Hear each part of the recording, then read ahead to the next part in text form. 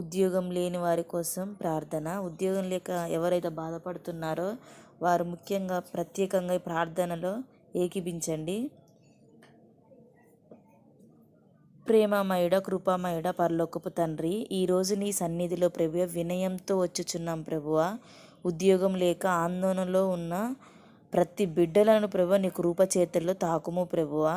ప్రభువ యేసయ్య, వారి నిరాశలను ఆశగా మార్చు ప్రభువ.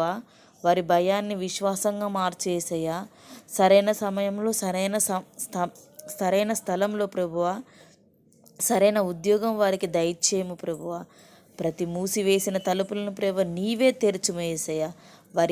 వారి ప్రతిభలను సామర్థ్యాన్ని వెలుగులోకి తీసుకురండి యేసయ్య. ఆర్థిక లోటు, మనశ్శాంతి లేమి యేసు నామంలో తొలగిపోవును గాక యేసయ్య. ప్రభువ వారి కుటుంబాలను ఆశీర్వాదంగా ఉంచండి ప్రభువ. నమ్మకంగా నీ మీద ఆధారపడే శక్తిని, బలము నా బిడ్డలకు అనుగ్రహించండి ప్రభువ. యెహోవా నా కాపరి, నాకు లేమి కలవదు, నాకు ఏ లోటు ఉన్నదన్నావు ప్రభువ.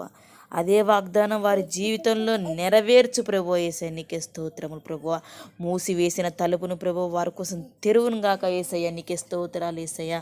ఇదిగో తండ్రి, వారిని సామర్థ్యాన్ని తండ్రి, వారి ప్రతిభను వారి ఉద్యోగంలో కనపరచులాగున సహాయం దయచేసి దీవించి ఆశీర్వదించండి ప్రభువ. నాయన ఇదిగో నాయన ఉద్యోగం లేక ఆందోళనలో ఉన్న వారిని, బాధలను ఉన్న బిడ్డలను ప్రభువ నీ కృప చేత, నీ కాంతి చేత, నీ చేతులతో తాకుము యేసయ్య.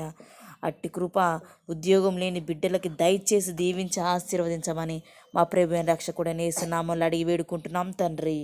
ఆమేన్.